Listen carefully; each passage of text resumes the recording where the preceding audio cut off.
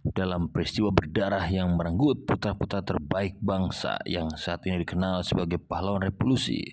Terdapat 8 target senapan pasukan gerombolan Keblinger. Selain Aha Nasution, inilah sosok yang diincar oleh kelompok pembantai jenderal-jenderal TNI kala itu.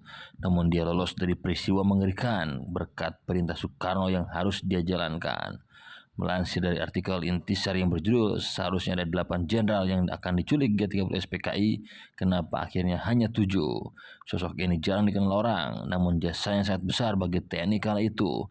Bahkan dia menjadi penjembatan antara atasannya Aha Nasution dan Ahmad Yani dengan agen intelijen Amerika.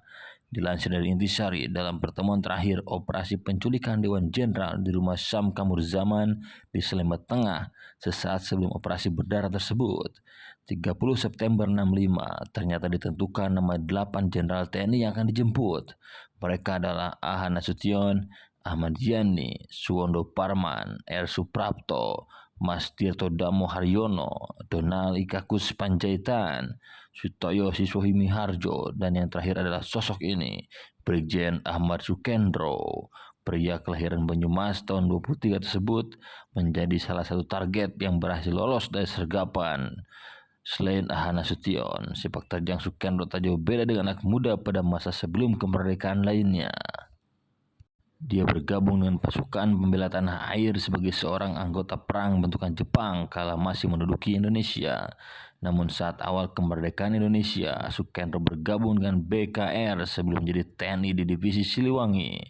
Di sanalah Nasution menemukan Sukendro, seorang anggota tentara yang lain daripada pasukan yang ada. Cara berpikir dan kemampuan analisis Sukendro di atas rata-rata perwira tentara lainnya kala itu. Bahkan kepandaiannya dalam hal keprajuritan membawanya diangkat menjadi Asintel 1 Kasad. Saat Nasution menjabat menjadi Kepala Staf Angkatan Darat pada 57, saat perwira-perwira daerah resah dengan kebijakan Jakarta dan berniat menuntut opsi otonomi, Sukendro atas perintah Nasution menggelar operasi intelijen. Orang-orang yang masuk ke daerah dan menginfiltrasi pola pikir para perwira di daerah. Hasilnya, saat suasana memuncak, praktis hanya komandan di Sumatera dan Sulut yang menyatakan diri berpisah dari Indonesia. Lainnya menarik dukungan dan tetap dalam kibaran merah putih. Di lain sisi, justru PKI menganggap Sukendro sebagai ancaman serius dan harus diberantas. Sukendro termasuk sosok penting di tubuh militer, namanya masuk dalam grup jenderal elit yang dekat dengan Nasution maupun Yani. Belakangan grup ini dikenal sebagai Dewan Jenderal.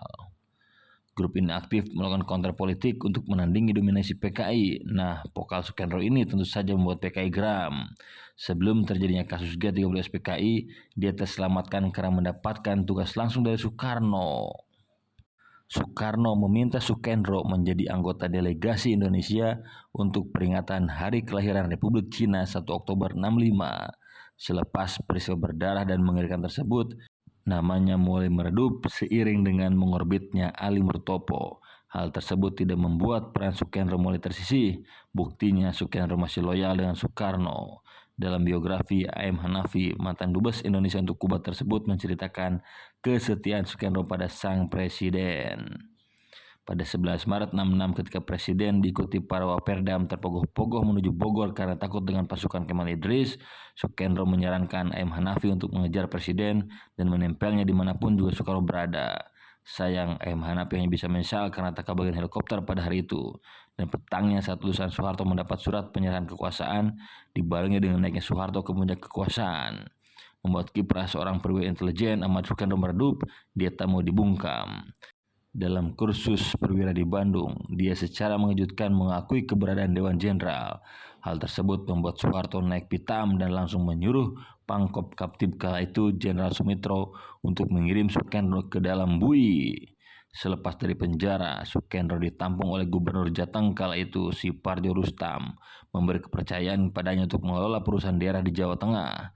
Walaupun karir keperwiraannya meredup, namun dia dianggap sebagai salah satu orang intelijen yang hebat.